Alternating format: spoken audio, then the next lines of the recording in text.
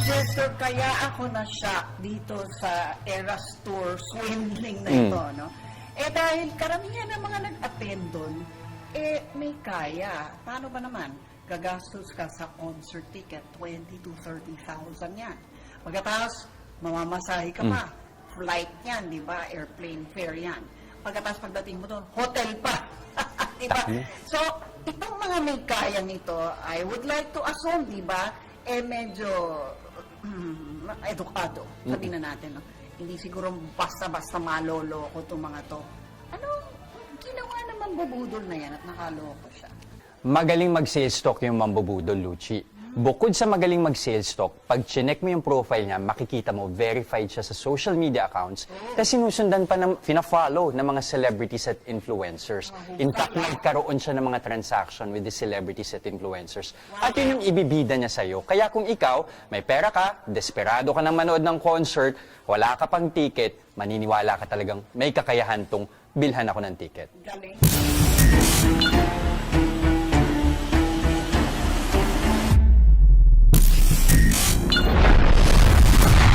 Welcome to the Eras Tour!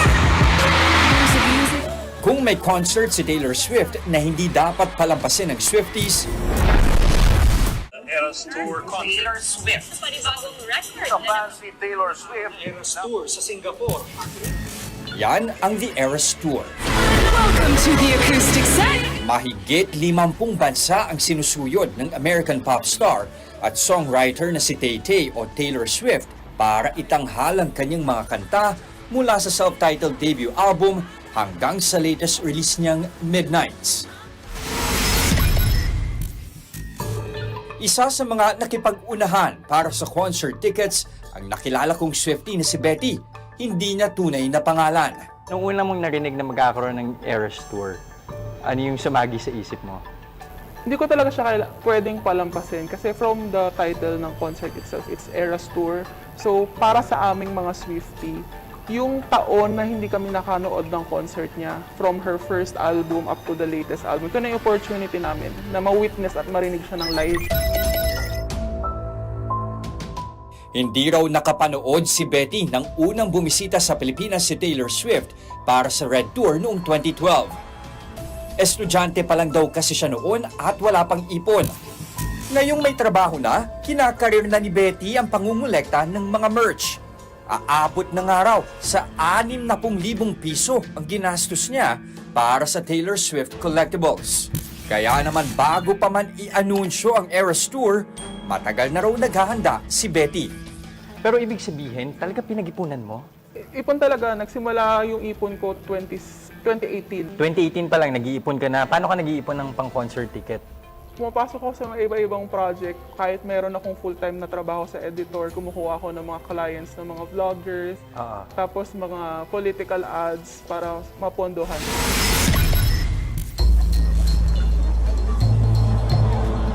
Singapore ang kaisa-isang Southeast Asian stop ni Tay-Tay. Kaya naman maraming Pinoy fans ang nakipagsapalaran para makabili ng tickets sa 6 na gabing Eras Tour concert sa Lion City.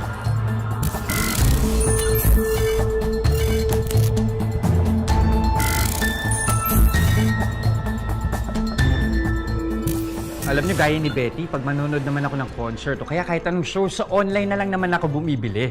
Pero iba pala talaga yung pagdadaanan dito sa official ticket seller ng The Eras Tour ni Taylor Swift. Butas ng karayom yung dadaanan ng kahit sinong gustong bumili ng ticket. Random o walang partikular na basehan sa pagpili ang mga ticket buyer na mabibigyan ng access code para makabili.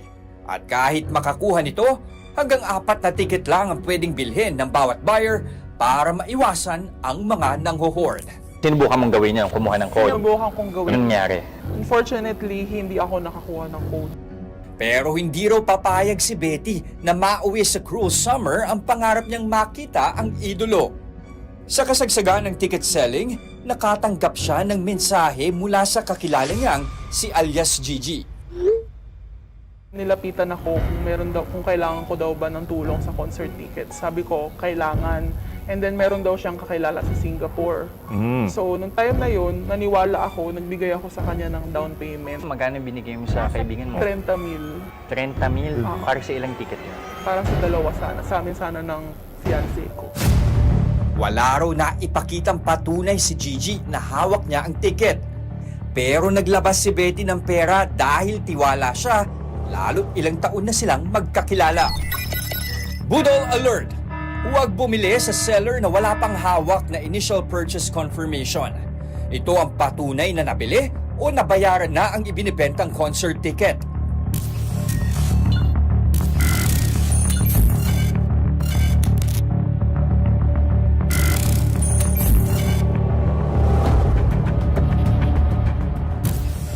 Nakampante si Betty sa transaksyon nila ng kakilala. Pero isang buwan ang nakalipas. Wala pa rin naipakita itong si Gigi kung saan napunta ang 30,000 niya. Sa puntong iyon, alam na ni Betty na nabudol na siya. Kaya kinansel na niya ang usapan nila ni Gigi. Doon ko hiningi yung kontrata at tinignan yung kontrata namin. Ang nandun sa kontrata is yung pangalan niya at yung pangalan ng seller na quote-and-quote na akala kong kilala niya sa Singapore. Doon napapasok si Patrick Agorto. All too well, sabi nga ng kanta ni Tay-Tay. Parang hulog daw kasi ng langit si Patrick Steven Agorto o mas kilala sa Pat Steve, ang ticket reseller na nakilala ni Betty sa Facebook.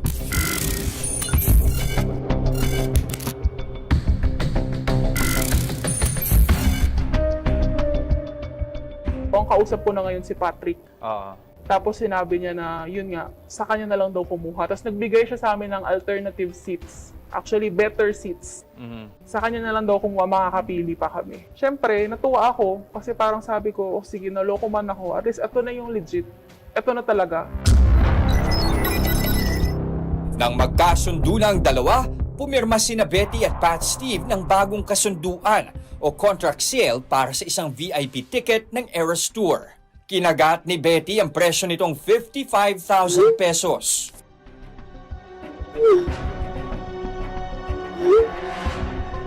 So, ibig sabihin, umaasa ka na maibibigay sa iyo ni Pat yung ticket? Yes, sir. Kasi may kontrata agad.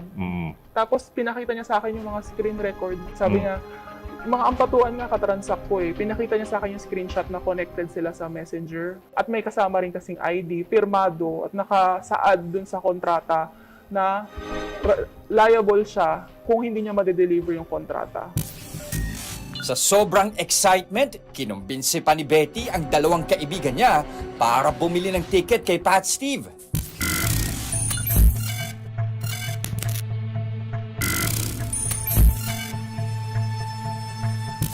August 25, 2023, nakipagkita si Betty at dalawa niyang kaibigan kay Pat Steve.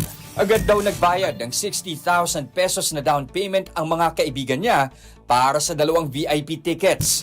Ang natitirang 60,000 pesos, hinulugan nila ng 4 na buwan para mabayaran ang suma total na 120,000 pesos.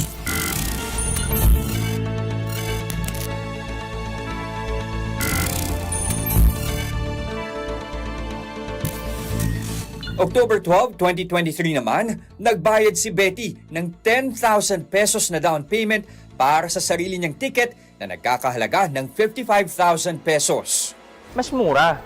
So, considering na sinasabi mong niyang better seats. Yes, sir. Kasi ang ginawa niyang style sa amin, sinasabi niya, SRP na lang daw para daw mapambawi na lang kasi nga wala na daw bumibili. Sabi niya, hindi daw siya interested sa mga lokohan. Pas daw sa kwentuhan. Sabi niya, buti na lang daw siya may masculinity mindset. Na hindi daw, matter over emotions daw. Wala daw siyang drama-drama. Nalaman ko na lang din, sir, yung pinsan ko pala nag-inquire din sa kanya. Yun din yung sinasabi niya. Pas sa kwentuhan. Ang gusto niya, bigay kagad ng bayad. Cash agad.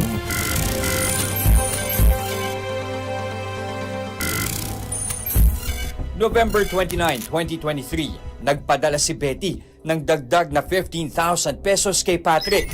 Ang natitirang 25,000 pesos, babayaran na lang daw ni Betty kapag hawak na niya ang ticket. Pumayag naman si Patrick sa kaliwaan. Mapapasa kamay raw ni Betty ang golden ticket 2 linggo bago ang concert. Pero ikaw, nagtiwala ka din sa kontrata. Tiwala ako, sir, kasi binasa niya mismo sa harap namin yun na magiging liable siya kapag hindi niya natupad yung mga kailangan niyang gawin doon. Kasama doon na kailangan niya, sir, bigay sa amin yung ticket 2 weeks prior the event. Hindi pinutol ni Betty ang komunikasyon kay Patrick para tiyak na makukuha niya ang biniling ticket bago ang concert. Pero habang lumilipas sa mga araw, parang gumagawa na raw ng iba't ibang dahilan si Patrick tuwing nanghihingi siya ng update.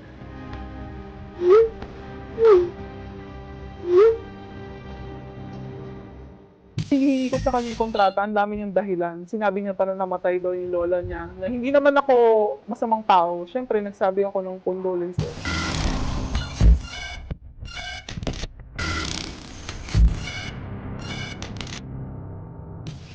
Hanggang sa dumating na ang araw na pinakahihintay ni Betty, February 20, 2024. 2 linggo bago ang March 3 concert sa Singapore.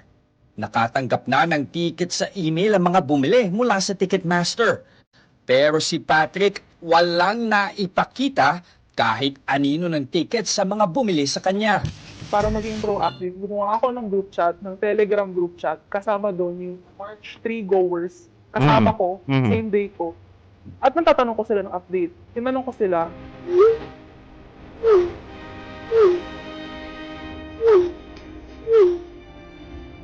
at sila sumagot ng oo. So doon ko kinumpronta si Patrick. Sinabi ko, ako lang yung special. Lahat sila meron ng ticket, ako wala. Oo. Doon na siya nagkukumahog. Tapos sabi ko, ano nang nangyari? Sabi niya, na-detect daw, ito yung sinabi niya sa lahat, sir, na-detect daw ni Ticketmaster na nagre-resell ng ticket, na flag daw, may nag-report daw, kaya daw, pinlag ni Ticketmaster yung account niya. At kumbaga, binan siya, tinanggal yung account niya. Hindi ko kasi alam if ano nangyari. Wala naman ako nilabag na batas. Dito na raw kinutuban si Betty na posibleng nabudol na siya. Tiyempo namang naglutangan na rin online ang mga hindi maganda ugagang Swifties na hindi rin na-claim ang libu-libong halaga ng tickets nila. Lahat sila sa isang tao lang daw bumili. Kay Patrick Steve Agorto. Kuha kami ng Google Sheets, sir, para makita kung nagdodoble-doble yung benta niya. Kasi kapag na-affirm, kahit isa lang na nagdoble-doble, sabihin, peke talaga yung binibenta niya. Paano sila nahagilap? Nakita ko, sinearch ko yung pangalan ni Patrick kasi natatakot na nga ako. Hanggang sa nakita ko may nag-post, sino dito yung mga bumili kay Pat Steve? Yun lang, nag-usap-usap na kayo. Ilang kayo? Ngayon, umaabot na ng humigit kumulang 100. So lumalabas doon sa Google Sheet na Mayroong mga duplicate tickets. Ibig sabihin, 2 seat. Parehas na parehas. Kinilabutan na ako nung may nag-message sa akin. okay. Sabi ko, meron ba ditong PD3, row 5, seat 13, 14, and 15? Ang reply sa akin, ate, sobrang dami nyo, haha. Deja vu ba ito? Malungkot si Betty dahil 2 beses siyang nabudol sa pagbili ng Eras Tour concert ticket. Pero palaban pa rin siya na kumprontahin ulit si Patrick. Tinawagan ko siya. Tinanong ko siya. Alam niya to na nag-recorded to. Sinabi ko sa kanya na i-record ko to. Sabi niya, sige, i-record mo. Sagot ko sa kanya, by any means, pwede ko tong gamitin to file a legal action against you. Aware daw siya doon. At tinanong ko siya, did you sell duplicate tickets? Sabi niya, hindi. Sabi ko, is this a scam? Hindi din daw. Kasi kung scam daw to, edi sana daw binlock na niya ako. Kumalma daw ako. Tinanong ko, ano na mangyayari? Sabi niya, kakausapin niya daw yung magulang niya para bilahan daw kami ng ticket sa isang third-party website na kilala rin, which is Viagogo and StubHub. Tinanong ko siya, nasaan yung pera namin? Ang sagot niya, nasa cash flow daw. Doon ako nagtataka, bakit nasa cash flow? Di ba dapat Ticketmaster yung sagot? Bakit daw nasa cash flow? Business daw niya, pinapa-under niya daw yung business niya. Lumipas ang ilang araw, hindi na nagparamdam si Patrick. Nag-deactivate na rin daw siya sa lahat ng social media sites. Sa kabila ng nangyari, umaasa si Betty at ibang Swifties na hindi pa ito ang endgame. O paano yan? Anong common sentiment doon sa inyo na mga kahalin tulad mo na kumuha ng ticket sa kanya? Kami, sir, totoo lang, hindi na namin inaano yung pera. Masakit man, pero kasi kung halang talaga yung sikmura niya, malamang sa lamang natakbo niya na yun. Kami gusto lang namin ng hustisya. Hindi lang pera yung ninakaw ni Sam, pati yung pangarap namin. Ilang taon namin tong binuo para maging realidad. Para lang nakawin niya sa amin ng ganun. Aabot sa 350,000 pesos ang kabuang nawala kay Betty at sa kanyang mga kaibigan matapos mapudol ng 2 beses. Kahit gumastos ng malaki ang mga Swiftie, hindi nila alintana para sa the best day with Tay-Tay. Nanghingi pa po ako ng proof na mayroon talaga siyang ticket. Pero parang nag-i-insist po siya na you pay first and then I will send the ticket. Susunod sa Budol Alert. After ko po magbayad sa kanya, nag-expect po ako na ipadala niya yung ticket number. Pero hindi po siya agad nagre-reply. Parang ang tagal ng gap po bago siya mag-reply sa mga chats ko. Name po niya is Pat Steve.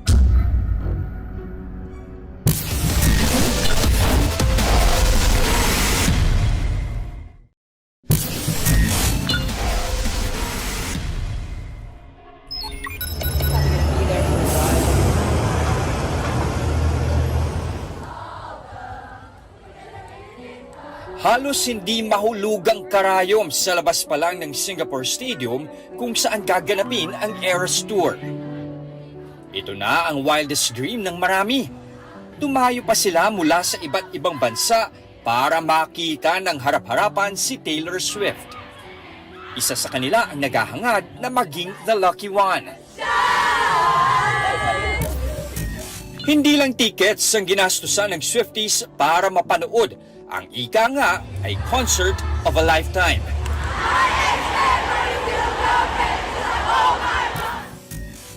Pikit mata rin silang naglabas ng pera para sa airfare at accommodation. Karamihan sa Pinoy fans, piniling manood ng Eras Tour sa Singapore at sa Tokyo, Japan. Isa na nga sa mga nakipagsapalaran para sa tickets si Carolina, hindi niya totoong pangalan. Gaano ka kalaking fan ni Taylor Swift? Nung bata po ako, doon ko po siya nakilala. Kami po ng sister ko. So elementary pa lang po ako, nanonood na ako ng mga music video niya sa YouTube. And nakikinig na rin po ako ng mga music niya. So hanggang ngayon po, na 22 years old na po, nanonood pa rin po. At dahil estudyante pa, hindi alam ni Carolina kung saan siya kukuha ng pambili ng concert ticket. Pero kumapit siya sa katiting na pag-asa. Yung pagka-announce po ng Eras Tour, yun nga po, wala pong Philippines na included. So, ang option na lang po is Japan and Singapore. So, ang ginawa po namin, 3 po kami, my cousin and sister po. Nag-plan na po kami na a-attend sa concert.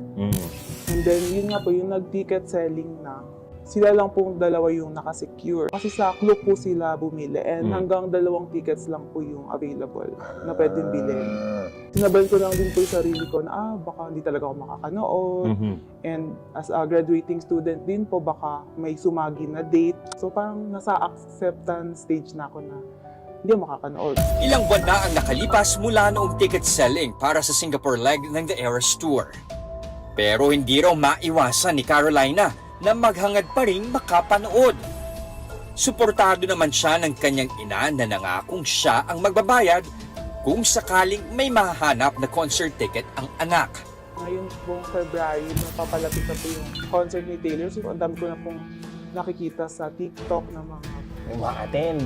po sa Japan kasi po yung una, di ba? So ayun po, habang natiscroll ko, parang naisip ko, sana ako din. Parang nag-decide na ako na gusto ko po talaga manood. Kaya nag-join po ako ng Facebook group. Tiwala si Carolina na makakahanap siya ng mapagkakatiwalaang reseller. Tiniyak niya rin daw na maraming miyembro ang Facebook group na sinalihan niya. Aware naman po ako sa word na scammer. So yung iba po, chine-check ko, parang halata naman na scammer po talaga. Paano? Yun po yung mga pictures nila parang blurry, nakatalikod, tapos yung mga names po nila parang hindi naman po talaga, parang gawa-gawa lang. So, Sa sinisilip mo yung mga profile nila. ako isa-isa po yun. So parang sinusuri ko po talaga kasi syempre, malaking pera din po yung ilalabas ko. Meron ka bang nakuha na sa tingin mo legit na seller ng ticket? As I was scrolling po, mayroon po ako nakikita name. Name po niya is Pat Steve. And ang dami pong post about him na saying he is legit. Ang dami pong nagva-vouch sa kanya. Yun. Parang ang nakikita ko lang po is puro legit. Puro positive. Puro At chinecheck mo rin yung mga nagko-comment? Ayun, chinecheck ko din po yung nagko-comment. As in, lahat po talaga. Pati po yung social media ni Pat Steve, yung Instagram niya, yung Facebook. Hindi raw pinagdudahan ni Carolina si Pat Steve, lalo't nakita niyang may blue check o verified ang Instagram account nito.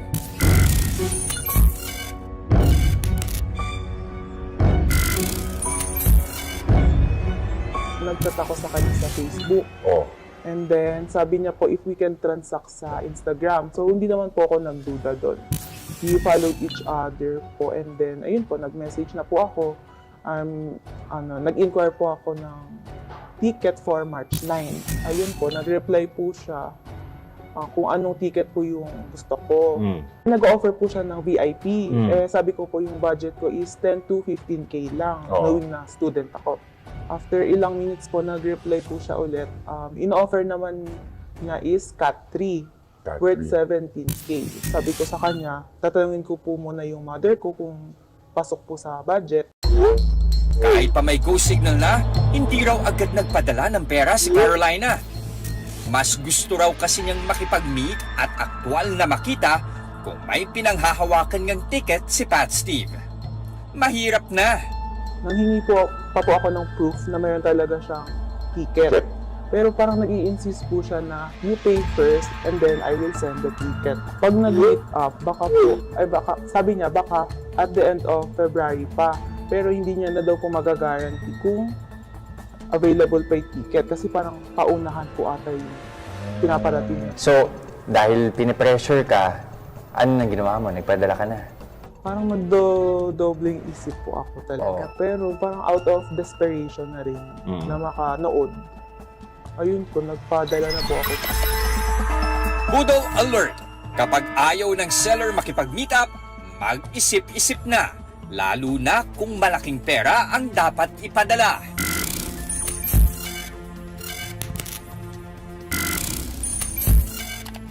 After ko po magbayad sa kanya, nag-expect po ako na ipadala niya yung ticket number.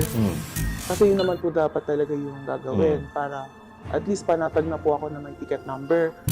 Pero hindi po siya agad nagre-reply. Parang ang tagal ng gap po bago siya mag-reply. And after 3 days na yun, tsaka lang po siya send ng ticket number. Kampante si Carolina na matatanggap niya ang ticket 2 linggo bago ang concert.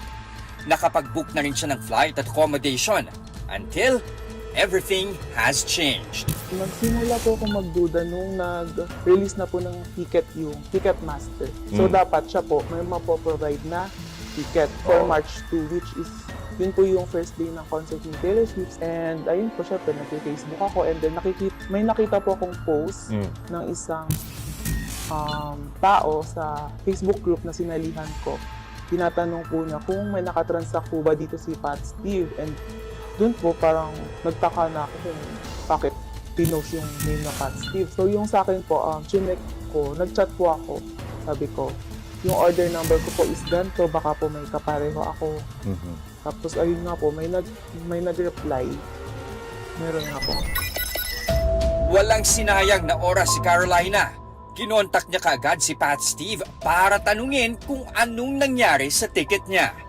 Sabi ko, pwede po ba ma-refund yung binayad? In-explain ko din po sa kanya na hindi naman po ako galit na hindi ako makakanood ng concert, basta mabalik lang po yung binayad ko. Every hour ko po siya chinachat, wala po talaga. Parang nagte-take time. Isinantabi ni Carolina ang naramdamang lungkot nang malamang hindi na siya makakapanood ng Eras Tour concert. Lalo't marami pa raw siyang ibang iniisip. Sumabay po siya sa studies ko, tapos naghahabol pa po ako sa kanya. Parang na-down po ako, parang gano'n. So, napakahalaga ng pera na yun. Sa 17K, ano ba sana yung pwede mong magamit doon? Yung monthly tuition ko po na 10K, pwede na din po doon. Yung dorm ko din po na 4-5. Wala na raw choice noon si Carolina kundi maglakas loob na ipagtapat sa kanyang ina ang nangyari. Pagkasabi ko po, Hindi naman po siya nagalit. So, dun po ako na parang naiyak. Ano sabi sa'yo ni mama mo? Yun nga po, learning experience. Tapos, huwag magtitiwala sa kahit sino kasi parang madami na daw pong manloloko ngayon. Kontratang ibinibida ni Pat Steve sa mga nakakatransaksyon niya. Tagilid pala. Yung template na yun nanggaling lang rin sa isang complainant. Tapos, inedit niya lang ng konti. Sa pagbabalik yan ng Budol Alert.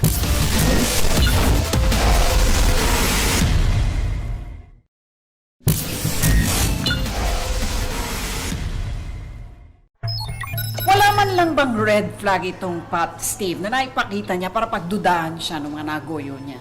Alam mo, meron, no? Sa presyo pa lang ng ticket, magdududa ka na. Kasi karaniwan, yung mga scalper, yung mga reseller, times 2, times 4. Yun, mas mahal. Pero dito, halos kapresyo lang niya yung actual ticket na binibenta. Baka yan din ang dahilan kung bakit marami pa rin siyang nagoyo. Tama ka. Yan yung naranasan nung nakausap ko. Tulad ni Betty at Caroline, maraming Swifties ang nagkumahog na maghanap ng reseller matapos mabigo sa Great War ng official Eras Tour ticket selling. Isa na dyan si Marjorie. Hindi raw sapat na mapanood niya ng live si Taylor Swift.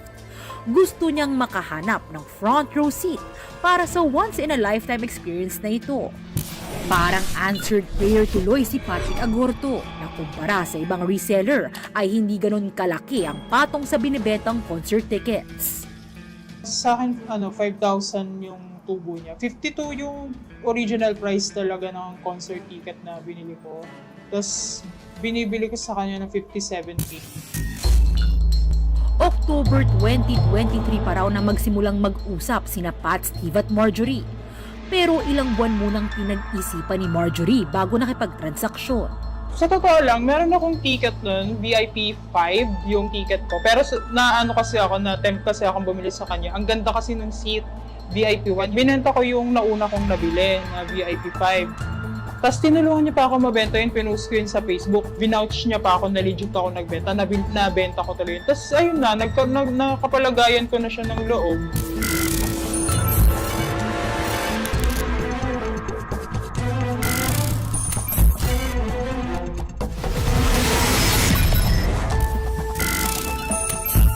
Para mas mapanatag, nag-video call sina Marjorie at Pat Steve noong February 7.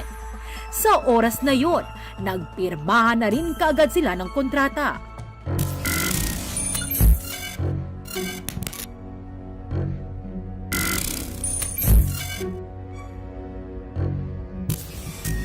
Kinabukasan, ipinadala na ni Marjorie ang 57,000 pesos na down payment para sa dalawang VIP 1 ticket. Kalahati yan ang 114,000 pesos na kabuang presyo ng dalawang VIP 1 tickets. Aminado naman ang mga biktima na nakampante sila kay Pat Steve dahil sa mga ipinakita nitong successful transactions. Marami din daw nagpatunay na legit seller ang kausap nila. Sa top page ba siya na parang siya yung lagi nakikita pag naghahanap kayo ng reseller or parang search kayo sa social media na Taylor Swift reseller? Kaya naman ako nag-push through nun sa vouch talaga. Yung pinanto sa akin, nagpa-vouch ako sa kanya, yung mga nagsabing legit siya, minessage ko sila isa-isa. Tapos pinanto nila sa akin yung mga past transaction nila kay Pat. Tapos, successful naman. Isa nga sa mga nag-vouch para kay Pat Steve si Olivia. Nagkaroon daw kasi sila ng successful transaction nitong January 2024. Pero hindi akalain ni na Marjorie at Olivia na magkikita sila rito sa NBI para sabay na mag-file ng kaso laban kay Patrick. Kasabay din nilang naghain ng reklamo ang nakausap ni Jess na si Betty. Ang nangyari kasi is, di ba, nagtanong ako tungkol sa kanya sa tickets, tapos na-mention niya sa akin na nag-sell din daw siya ng shoes. Ngayon kasi, pares kami ng asawa ko na sneakerhead kami. Ang sabi din niya sa amin, nagbibenta siya pero hindi siya after sa sobrang laking profit because ang gusto lang niya after na yung sales na madami. So the more nagbibili, mas malaki nga naman yung profit niya. So parang kami na huli kami sa ganung words niya. And at the same time, na-deliver niya yung 3 shoes na pair na shoes. Parang that's around parang more or less nasa almost 60K or around 60K na yung amount. Pagtapos ng transaksyon sa sapatos, hindi raw tumigil si Patrick na alokin sina Olivia at asawa nitong si alias Joe na bumili ng Eras Tour tickets. Umabot pa sa puntong binigay ni Patrick ang password niya sa Ticketmaster. Ako pa yung medyo nakaramdam ng hiya kasi parang he trusted me so much na parang kahit 4 yung ticket na nandoon, na yung dalawa technically is hindi naman sa amin, binigay niya sa akin yung access. Ang hiningi lang niya sa akin favor is for me not to change the password, which I did not. Napansin kong higit na napaniwala ang mga biktima dahil sa pinapirmahang kontrata ni Pat Steve. Nakasaad dito na mananagot si Patrick sakaling hindi niya maibigay ang ipinangakong ticket.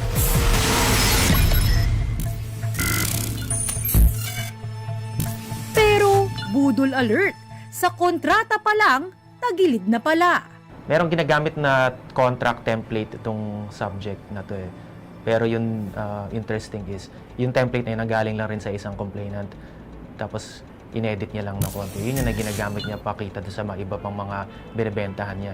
I would like to say, hindi siya yung gumawa.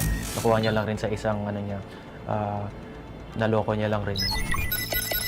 February 22, 2024, 2 linggo bago ang Eras Tour concert sa Singapore, namuuna nga ang bad blood sa pagitan ni Patrick at Marjorie.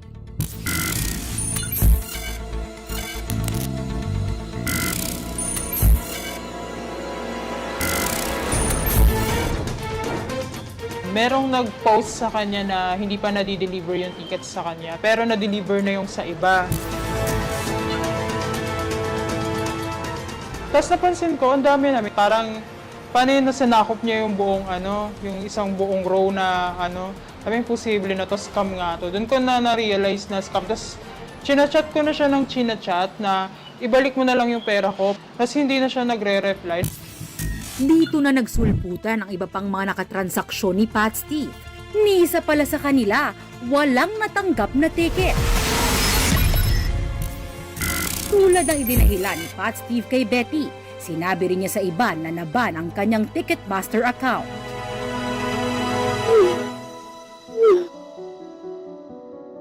Siguro somehow medyo in denial din ako. Ang sabi ko pa nga sa kanya, kasi parang nung una parang nisip ko na baka nga totoong na-block. So parang sabi ko, sana maging okay yan kasi parang kung nagkaroon ka na ng issue before, sana ma-redeem mo yung sarili mo na hindi isipin ng tao na nanloloko ka kasi sayang imbis na kumikita ka ng maayos. Ang masakit pa, sila na nga ang nabiktima. Parang kasalanan pa raw ng mga na-scam na naisahan sila ni Patrick. Sinisisi nila kami na yun nga na parang bakit daw kami naniniwala ang uto-uto. Pero ngayon sinasabi namin yung totoo kung ano nangyari sa amin. Paano kung hindi maniniwala sa nag-o-offer ng kontrata na ipanotaryo, nakipagkita pa sa inyo.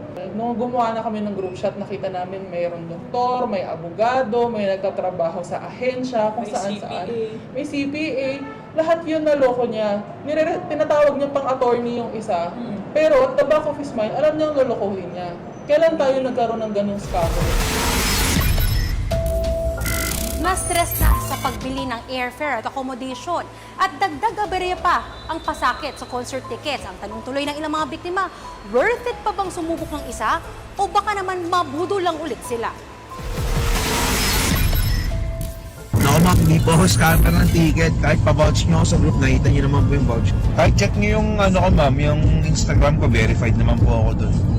Paniniwalaan mo pa ba siya sa mga sinasabi niya? Susunod na sa Budol Alert.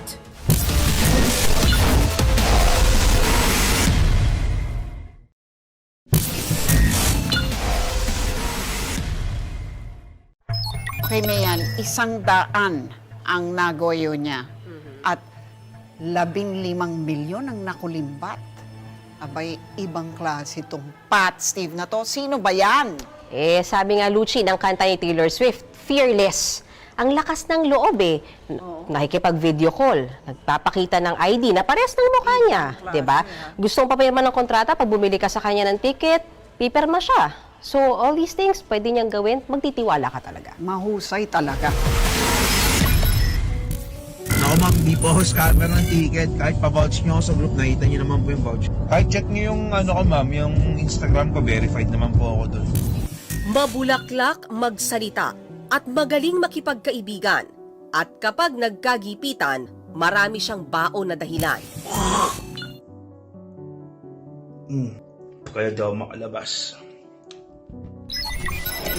Ganyan ang pagkakakilala ng ilang biktima ni Patrick Steven Agorto sa kanya. Kaya hindi na raw nakagugulat na marami umano itong na-scam. Isa nga sa mga nabiktima ng mastermind umano sa pambubudol, ang 28 taong gulang na dalagang itatago natin sa pangalang Meredith. Sinimot daw ni Pat Steve ang pondo sana ni Meredith para makapag-aral sa ibang bansa. Ang bangungot na yan nagsimula nang makipagtransaksyon si Meredith kay Patrick para sa Born Pink concert ng idolo niyang K-pop girl group na Blackpink sa Philippine Arena noong March 2023. Ang tiyahin niyang itatago naman natin sa pangalang Inez ang nagkwento nito sa amin. Nakita niya itong si Patrick Agorto sa Facebook. That was November 2022. Ngayon, naging okay ang transaction nila yung unang-una. Nakuha niya yung ticket ng 17,000. At dahil walang aberya sa nauna nilang transaksyon, naging magkaibigan sina Meredith at Patrick.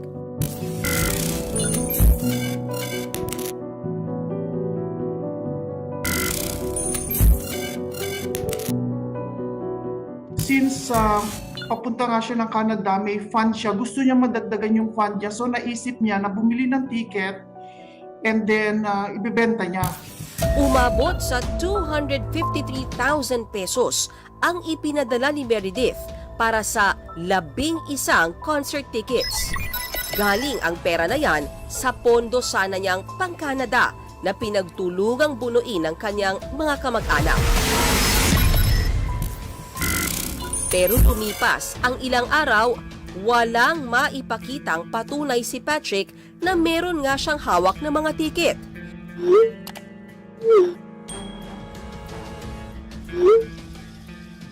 Kung ano-anong alibis ang ginawa niya, ang hinihingi lang ng pamangkin ko is paki-picturean ng ticket para maipakita ko sa mami ko. Hindi niya nakita man lang ang ticket kahit sa picture.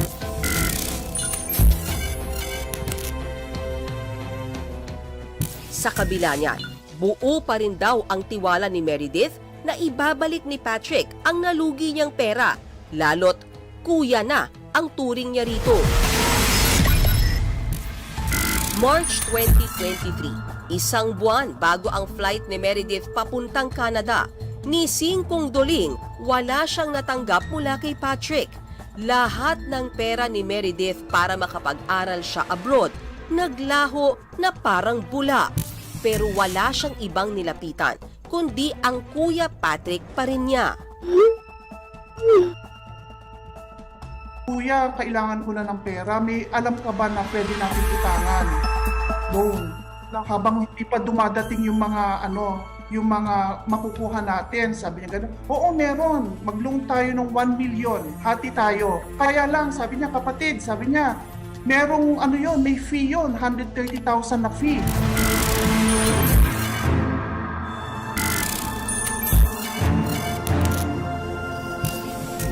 Dito na raw naglakas loob si Meredith na ipagtapat sa pamilya niya na nabudol siya. Depressed yung pamangkin ko noon. Wala siyang preparation, wala na siya sa sarili niya. Hindi siya nakakatulog. So, inano ko siya, pinalalayan ko siya, lumuwas kami agad ng Manila, binilang ko siya ng mga gamit na kailangan niyang dalhin. Ako na ang nag-empake, tinulungan ko siya, nag-empake. Sa hindi inaasahang pagkakataon, nagtagpo ang landas ni Patrick at Meredith. Nagkataong naka-check-in din pala ang pamilya ni Patrick sa parehong hotel sa Quezon City.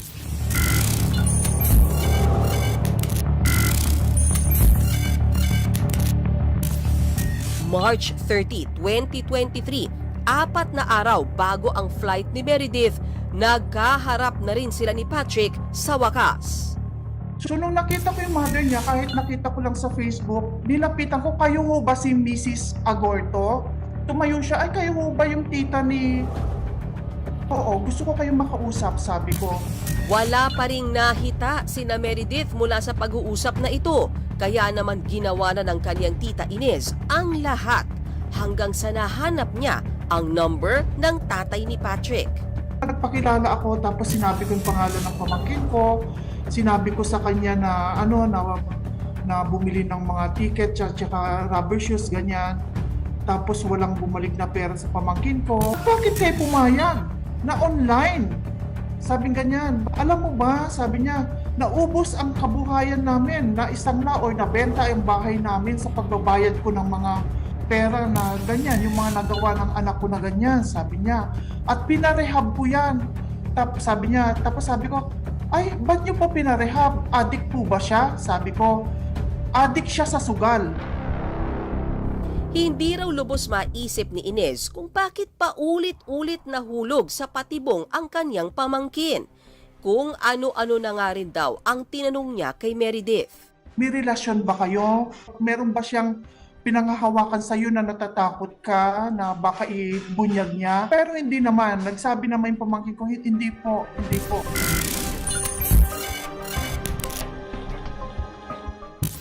Pati nga daw dati niyang propesor na ikukubli naman natin sa pangalang Dorothea, napaikot ng mga salita nitong si Patrick. September 2020 nang lumapit sa kanya si Patrick para manghiram ng pera. Around 4,000 pesos lang yung hinihiram niya. And then, nabalik din siya agad. After a couple of weeks or days, tumawag ulit siya, video call, tapos hinihiram siya, emergency daw, kasi for family business. Pero hindi pa raw dyan nadala si Dorothea. Lumambot ulit ang puso niya nang muling mangutang si Pat Steve. Ewan ko ba, ba't ako naniniwala talaga sa kanya? Siguro kasi andun yung pagiging innate na teacher mo na kailangan yung sa estudyante mo, you have to be caring with them. Nagpahiram ako sa kanya na another 30. So basically, ang nahiram niya talaga sa akin, total 80,000. Kung tutuusin, hindi naman daw close sina Dorothea at si Pat Steve. Simula pa lang daw kasi ay may napapansin na siyang kakaiba sa estudyante. May yabang talaga siya na mararamdaman mo. Academically speaking, he's not doing well in ACADS. Honestly.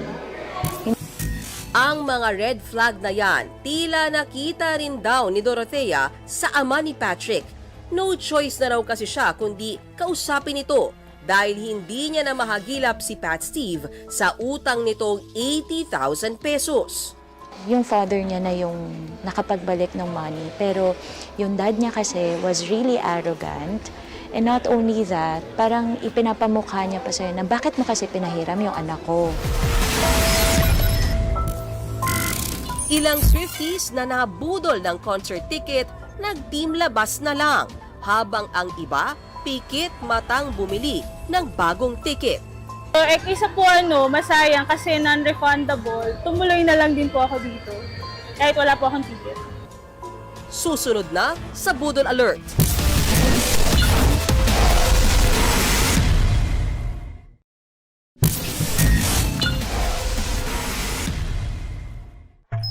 Believe din ako dito sa mga Pinoy Swifties na ito, ha. Nabudol na, gumawa pa rin ng paraan para makapanood, di ba? Sabi nga na isa pang kanta ni Taylor Swift, "Look What You Made Me Do." Ano ginawa nila? Lumabas pa rin ng bansa kasi may plane ticket na eh. May hotel, may accommodation na. Nanood pa rin ng concert. Yun nga lang, sa labas ng stadium, team labas ang tawag sa kanila. Isa ang Singapore sa mga paboritong tourist destination ng maraming turista. Kasama na ang mga Pinoy. Tahimik, malinis, at maraming pwedeng pasyalan. Nitong Marso, Certified Swiftie Mode ang buong Lion City. Para yan sa 6 na gabing concert ng American superstar na si Taylor Swift.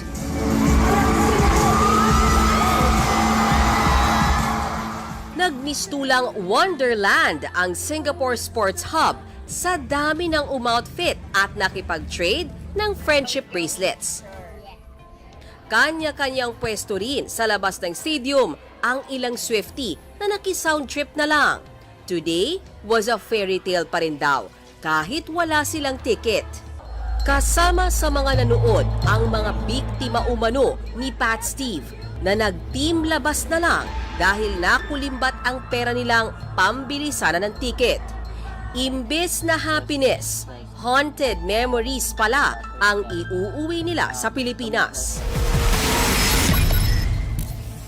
Tulad na lang ni Carlene na nag-goodbye sa 100,000 pesos na katumbas sana ng 2 VIP tickets. Para ito sa kanya at sa pinsan niya na nakatransaksyon ni Patrick. Planchado na ang airfare at accommodation nila nang mabisto ang masamang reputation ng nagpakilalang reseller. Kaysa po masayang kasi non-refundable, tumuloy na lang din po ako dito. Kahit wala po akong ticket. Pag hindi po ako nakakuha ng ticket, magstay na lang po ako dito kahit po dito sa labas na lang. After po, uwi na din po ako. Ang iba pang nabudol na sina Betty, Olivia, Carolina at Marjorie na nakilala ni Jess at Shyla, nauwi pa rin sa daylight ang concert experience.